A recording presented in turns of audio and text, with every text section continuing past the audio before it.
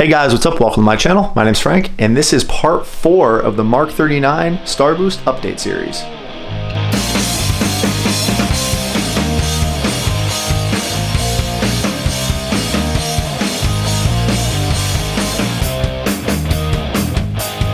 That's right guys, it's Starboost time. I got the entire Mark 39 printed, mostly welded together. Actually, I'm pretty sure everything I need to weld together is welded. We're gonna be going over a lot today. This is gonna be easily a 20-30 minute video. I have done a lot since. I wanna go over some print orientation. I wanna talk about a few things. I wanna show you some things I discovered. Doesn't the new room look great? In the last update video, you probably saw there was a little patch of black painted on the wall. It's because we were getting ready to redo everything. The Mark 85 is finished. Thank you. Thank you for hanging out for that. If you guys want to go see that, make sure you look at the newest Mark 85 update video. There's a lot of information about the electrical system and a little bit more about the strapping system in that video. It's also a long video, so please, if you're enjoying these videos, go check out the Mark 85 update video 10. I promise you'll enjoy that. So without further ado, let's get started. Just kidding, actually. There is something I do want to talk about real quick first, because I've been getting a lot of messages about the Mark 39, and I also get the same messages about the Mark 85. I don't spoon feed you guys. If you guys are looking for a step-by-step tutorial on how I printed every single thing and how I calibrated every printer for each piece and each part and how I did everything literally bit by bit, keep looking. That's not what my channel's about, and I need to say that because I had somebody recently get kind of snippy, I think's the word, and request that I send them the print orientation of how I printed every single part of the Mark 49 on a CR10S. Really? Now, I want to teach you guys everything. I want to show you guys everything I've learned and the mistakes I've made. However, I want to make sure that you guys are also understanding that I want you guys to grow too. Yes, I made these mistakes and I'm telling you about that, but you guys also need to figure out your own way. I don't like spoon feeding you guys. With that, I want to show you everything I've done, but that doesn't necessarily mean I'm going to show you every little bit and step of the way. You have to make your own mistakes, and I promise you will be better for it. I'm going to show you everything I've done, how everything's welded together, and yeah, hopefully you guys will enjoy it. Thanks. So right off the bat, things I'm not going to talk about. I'm not going to talk about how I cut and printed the helmet. That's in video 2. I'm not really going to talk about the orientation of the arms or how I printed most of the upper body. That's in video 2.5 and video 3. So if you guys want more information on how I oriented those parts, go check those videos out. That's why they're there. I don't want to clutter this video with the same information that I've already talked to you about. But what I have done is I've gone and welded and attached the entire upper body now. The entire chest plate is welded together. The abs are welded together. All the legs are welded together how I want them to be. The thighs and parts of the shin and everything else is printed. So I want to talk about the fitment. I want to talk about all of that stuff, why I welded it, the choices I'm making, how the prints came out. I also want to talk about support material and the waste you're going to go through. And you're going to go through some waste. Some of the failed prints I had, and because I do have some bigger printers, and obviously if you're doing this on something like a CR10S, or hopefully not an Ender 3, because Godspeed to you, you know, hopefully this will help you guys out. And I'm also going to cover how I plan to actually wear this thing and the adjustments I know I already need to make. But first, I want to cover one question that everybody asks about these Iron Man suits and these printing projects. That is the 15 rolls of Monoprice PLA Plus that was donated to this project. Thank you, Monoprice.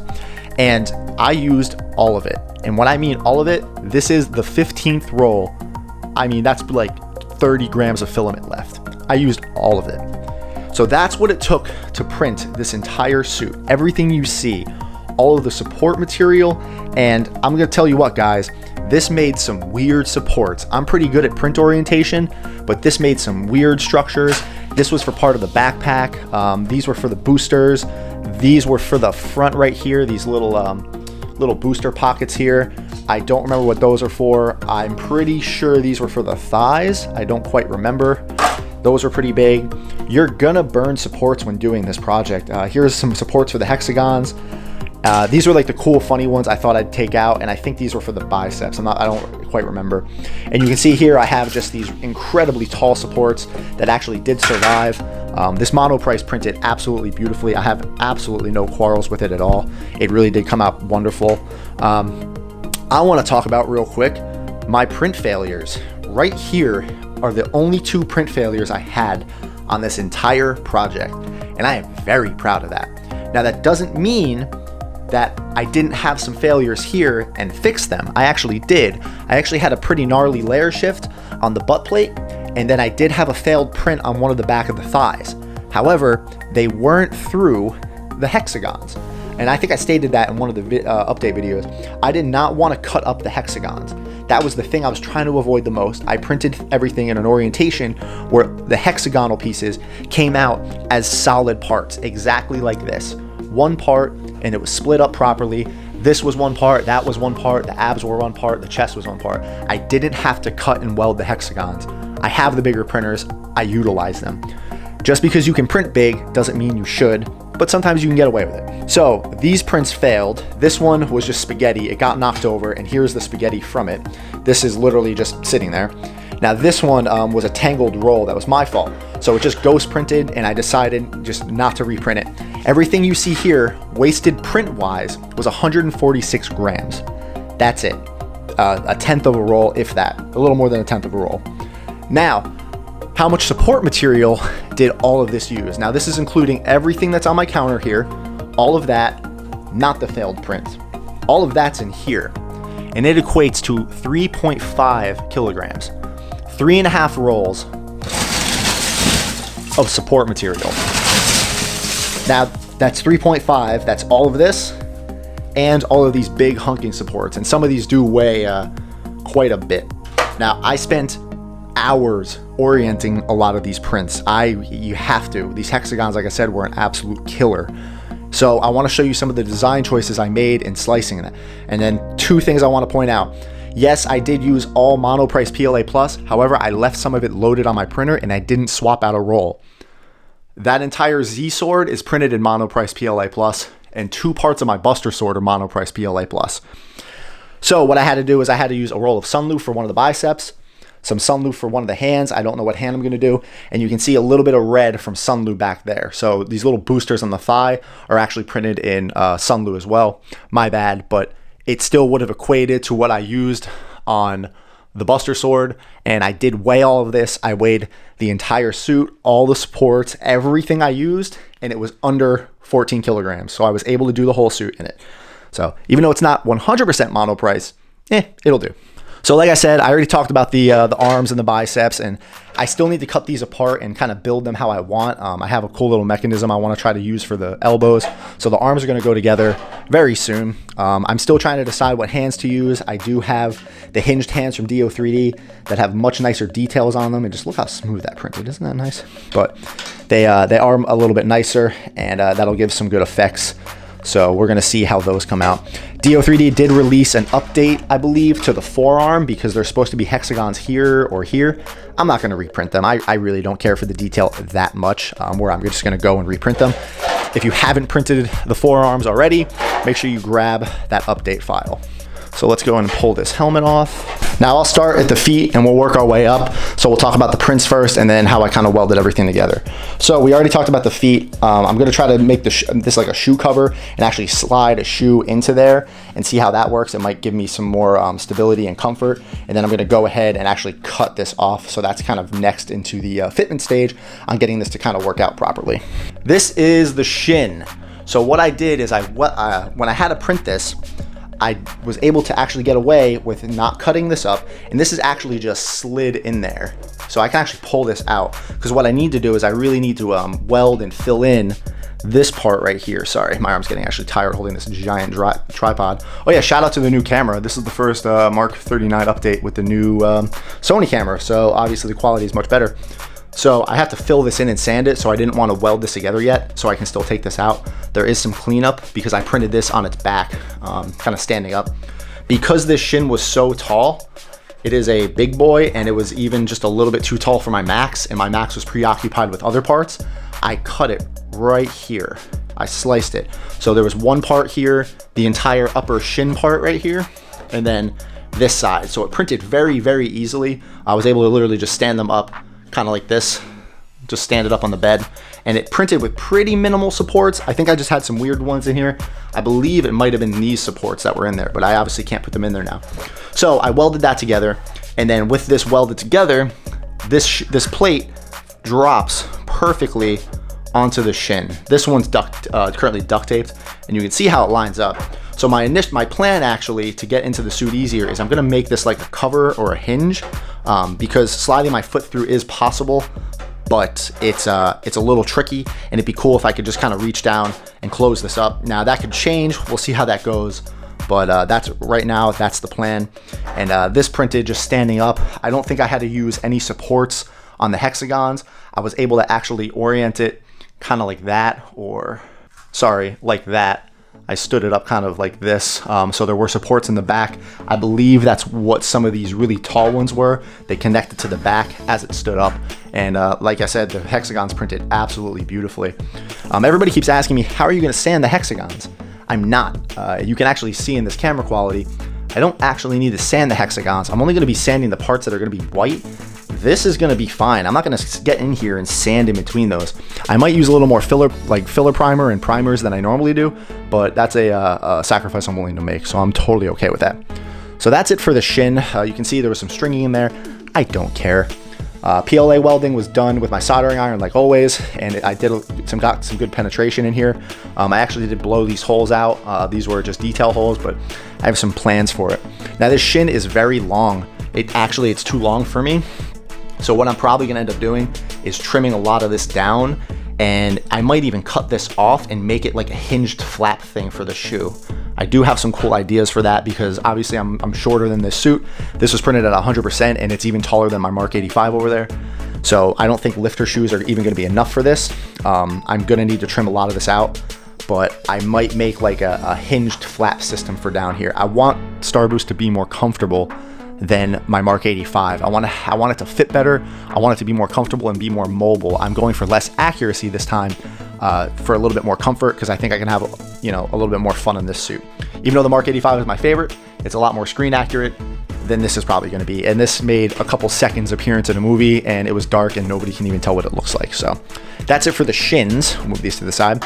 Now the knees are in two parts. I had these printed last time, and my plan is to keep this kneecap here on the shin, right?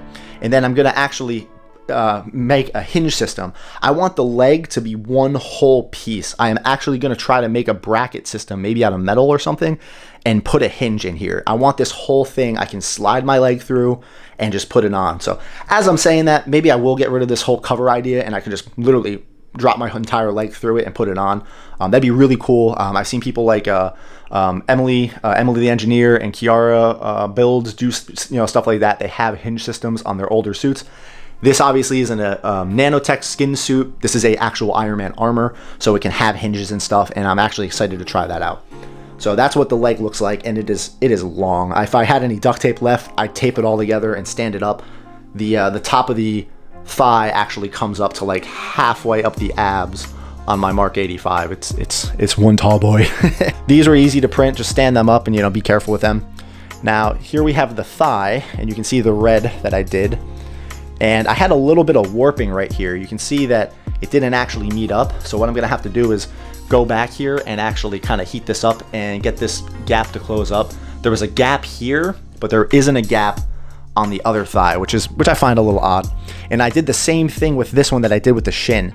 I actually cut the non-hexagonal part, because this was all one part, this was all one part, and this was all one part.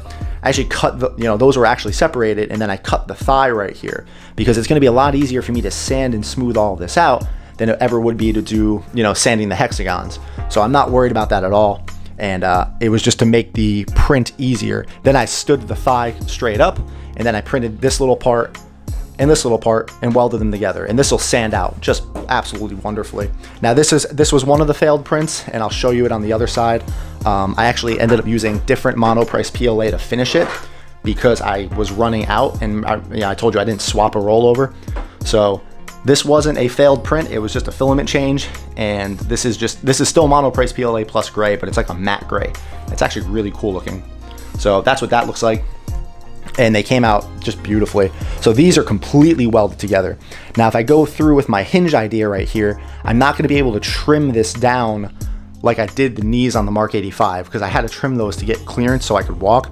So where I'm going to have to trim for this to fit is up here, because I'm going to have to slide the thighs up, because through building these suits, I found out that it's my thighs that are short. My shins are about normal length. I have a very long torso. My thighs are the short part of my body. So these are way too long for me. But if I cut these out, you're really not gonna miss this detail. There's a lot I can cut out here to slide these up taller. There's a lot in here I can cut out. So I will be able to move these up my thighs a lot more so they cover my waist, which is a good thing because if you look at this cod piece, it doesn't cover much of my thigh. It only comes into the front. So if I can get this to slide up even more and kind of cover like that, it'll work out much better. So I have a lot of playroom with this. Like I said, I want this to be comfortable. I'm not too worried about accuracy this time. So I have the butt plate printed, and what I did is you can see a weld cut right back there. So you get the front of the front cod piece and the back of the butt plate. And getting it to stand up and orient, this part right here, let me see if I can get a good shot of it. This curved part was generating so much support, I just cut this, and there's no hexagon there. So I'll flip this over in a minute. The duct tape does look like it's starting to come off, but I just welded that back on and it'll sand fine. This does fit me. If you go look at one of my new TikTok videos, yes, I said TikTok. If you're here from there, thank you. I am wearing this whole upper body. It does fit. It's uncomfortable, but padding can fix that. It does fit, so I'm happy about that. Here's the hip pod, and you can see actually how it actually locks and sits in there. So what I saw somebody else do who actually finished their Mark 39, because I'm a slacker, is they put buckles right here for the front and back of the cod piece, and then they took this and this covers the buckles. It's actually really genius, and I am absolutely going to steal that idea. So yeah, good job on that. And this will kind of just hang there and cover that whole system up. So I can even have buckles on the outside of this because, you know, I can get a little bit more hidden. So I'm really looking forward to that. So there is a little bit of a gap here with the abs because everything's like relaxed and kind of tilting back. That's totally fine. Don't worry too much about that. So I didn't tape this in because I want to take this out. So the abs, they printed pretty nicely. I still have to clean up some hexagons in there, but not the end of the world. And then in here we can see where all the tape is. So this line of tape is holding the butt plate to the lower back, and then this line of tape is holding the lower back to the jetpack. And the entire jetpack is welded together now. It's nice and solid and rigid, and you can kind of see what this whole thing looks like. Let's see if I can get a good shot. I'm on a gimbal. So that looks great. This entire, let me put this in here, and let me show you something cool. Only weighs 3.4 kilograms, and there goes, it's falling apart. Here, let's just let it. All right, yeah. So this entire upper body, jetpack, abs, cod piece, it weighs 3.4 kilograms. So that's not too bad. It's not heavy at all, and it'll be distributed pretty nicely across your body. So I'm really happy with that. So there's the, let me show you the butt plate where I made that cut. Right there. Look at that iron ass. So here's where the cut is. That'll be very easy to weld back together. And here is where I had a layer shift. Where is it? Oh, it was on the, I thought it was on the butt. It was actually on the lower back. You can see that line. So I had actually made a video showing you how to fix a layer shift, how to break it apart and re-weld it. And it was on this lower back piece. So what I might end up doing is actually fusing the lower back to the butt plate like that. And this will kind of be one piece I wear. And then the upper body and the abs, or maybe I'll even attach the abs to there. And this will be one piece. This will kind of sit like this. And this will be like, you know, really big underwear I wear. That'll just be one whole solid piece that I can put on. And then the whole upper body right here will be another part that I can don. So we can take a look at that. Now the neck is a little tricky. I have some ideas for the neck. You can see it in here. It's just taped in there. It's cut in two pieces, front and back. And I have some ideas with that, but I'm just going to experiment with that before I tell you guys about that. So don't be too concerned. It doesn't really fit too nicely in there. The design and the shape's really weird. I could print it in black TPU, but I have some cool ideas for it, so I'm not too worried about it. Now putting this thing on is tricky. And if you guys might have already noticed, I've actually gone and cut out part of the arm. So I couldn't actually get my arm in this thing. It was very difficult. Let me see if I can get some good light here. I had a cut. You can actually just see where there's some remainder. This was a much smaller hole, and my shoulders and arms didn't quite fit through. It was so uncomfortable. So what I did is I blew out this hole more, and then, what is it, this piece? Yeah. And then I actually went and removed this part completely. I'm not putting this part back in. because what I'm gonna end up doing, and let's see if I can pull it apart. Taking that tape off took way longer than I thought it would. So anyway, the way I'm gonna actually put this on is by removing the whole chest part like this, and you can see it's all welded together now. So take your time. If you print them in pieces like I did, take your time when aligning things. There will be some weird gaps. You can see a little bit of a gap right there. There's a little bit of a gap back here. So that's fine, that's just in the mesh. So make sure you're examining the 3D model before you actually go and weld things together. So now I can slide my arms in through those holes. And what I'll do is I'll put the backpack on like a backpack, and then the whole chest piece will actually come through and kind of lock into it like this. And then it'll just sit there. So I'm gonna add some buckles in some places. I gotta play around with that. There might be some magnets involved, but I'm excited to try that out. It's gonna wear very different than the Mark 85, but it's gonna be pretty easy to put on. I'm gonna need to put a lot of padding in here because this does like cut my shoulders. It is not comfortable right now. So I definitely have to work on that. But everything that I need to weld together is welded together. Then the next thing I'm gonna have to do is figure out how I want to attach the shoulders to, I figured I'm gonna attach them to the backpack. I think that'd be the best spot where they'll just kind of hang down here. What I might do is make like a bracket that kind of comes out and sticks out like this, just a plate that the shoulder can just sit and ride on and move on. I don't know if I'm gonna be concerned with the shoulder moving forward and back, only out like a wing, only, you know, flapping up and down. I don't think it needs to move forward and back. We'll see. I'm gonna do a lot of experimenting with duct tape and seeing what moves and what's comfortable. But like I said, everything's welded. I wanted to have everything strapped and wearable before this update video, but just time, you know, just wasn't on my side. And you guys keep asking and asking and asking and freaking asking and asking for a Mark 39 update. I do want to admit I did lose interest in this project, not in a way that I wasn't going to complete it, just that I had other priorities. And I said that in the last video. I had to finish this for Comic-Con. It was so worth it. I got to win some stuff and I got to do some really cool stuff with this that I'm proud of. But it's done. I can wear it mostly. It's still a little uncomfortable, but I'm working on it. So now I can focus on the Mark 39 again and give you guys some new content when it comes to building. I learned so much building this and revising this and editing it and all of it. I learned so much in this suit. I'm trying not to make those mistakes with the Mark 39, as a lot of you know. So I'm trying to take my time with it. I'm trying to go slow with it. I spent all that time duct taping everything together for the video to just undo it all and stuff it back into my closet. So that was fun. And don't think that somebody asked like, oh man, are you only using filament because it's free? No, I practice what I preach when it comes to filament. That's why I literally just went and ordered 20 more rolls of Monoprice PLA Plus. They didn't give that to me. I paid for that, or well, I mean the Patreon and all you guys kind of paid for it. But I like the filaments that I use. If I'm recommending a filament, it's because I use it. That's 19 kilograms of Sunlu PLA Plus. And I've also started messing with eSun, which is coming out just as nice. So Monoprice, Sunlu, eSun, they're all printing exactly the same. So just get what's cheapest. It works great. So it's kind of funny. That whole suit's in Sunlu PLA Plus. This whole suit's in Monoprice PLA Plus. And maybe my next suit, if I do one, will be in eSun PLA Plus. I go for what's cheapest, but that works. I like quality. So some future prod plans while we close this out. I am still working on blowing out the holes in the boosters. I'm going to remove all that. I'm going to remove the holes over here. I'm going to remove the holes in the front here. And there's a couple more holes around the suit that I'm going to actually wallow out. The bottom part of this booster. I want to put lights in this. So while my Mark 85 is analog, I am going to use Arduinos for this one. This one's going to be all controlled with either voice commands or gestures, or I don't know.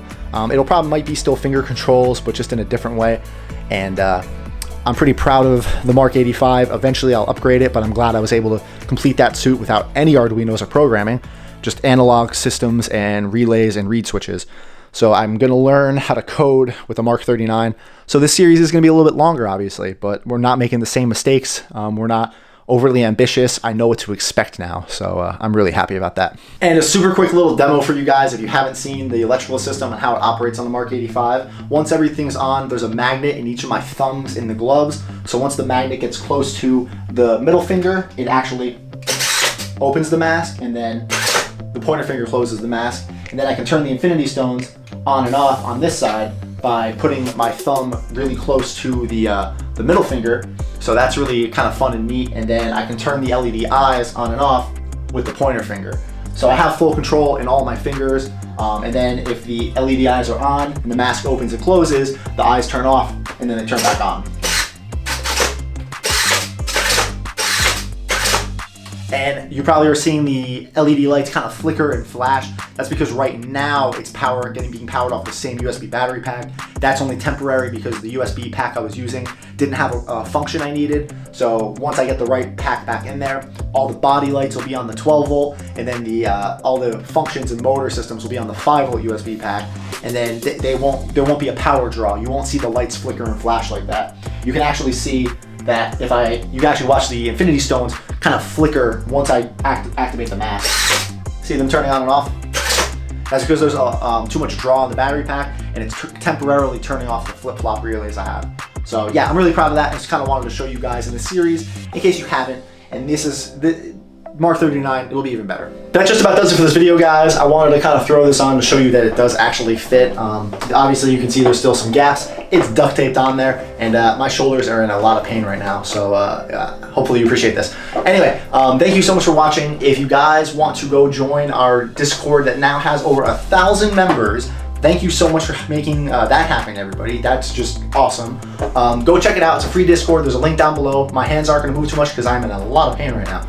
So go check that out. It's a free community. Noobs, pros, learn about 3D printing, cosplay, this. I interact with everybody as much as I can, and there's some really cool information on there, and it's ever growing. So make sure you guys go check out that. If you want to support the channel more, I do have Patreon. There's a link for that down below. You do get perks, but I don't restrict any information, so take it or leave it. I promise you're not missing out on anything, but you can get extra stuff. One last big shout out to Monoprice again for providing the filament for this. Go check their website out. Go check out their filament. They're on Amazon. I think those 20 rolls, they came to like 15 bucks a roll of PLA Plus, which is absolutely awesome. And it all helps, and I like it. So I really appreciate you guys watching. Every time you subscribe, click, view, whatever, share any of my videos, it really just helps out the channel so much. We just passed 17,000 subscribers, which is way more than we had when I even started uploading the Mark 39 videos, or since the last one. So thank you for that. We are climbing beautifully. So if you guys know anybody who likes Iron Man, wants to do cosplay, wants to do things like this, please share my videos. Maybe tag them, share them on Facebook, wherever. This growth is awesome, and it does nothing but help and support the channel. And if you haven't already, maybe you could subscribe. That'd be kind of cool, but I imagine you probably already did. I know this was a long one. Again, I really apologize about that, but there was a lot to cover. And in the next update video, hopefully I'll be able to wear the entire thing, and then we're gonna move on from there. So I'm sure I will learn a lot in that process. Thank you so much for watching. You guys are absolutely awesome. Make sure you catch my live streams on every other Sunday of the month. Follow me on Instagram or check the Discord. That's where I post the times. And we do live streams, and I teach you guys things, and we talk and nerd out and just have a good old time. So thank you so much for watching. Have a good day. Ow. Oh, God. Jesus.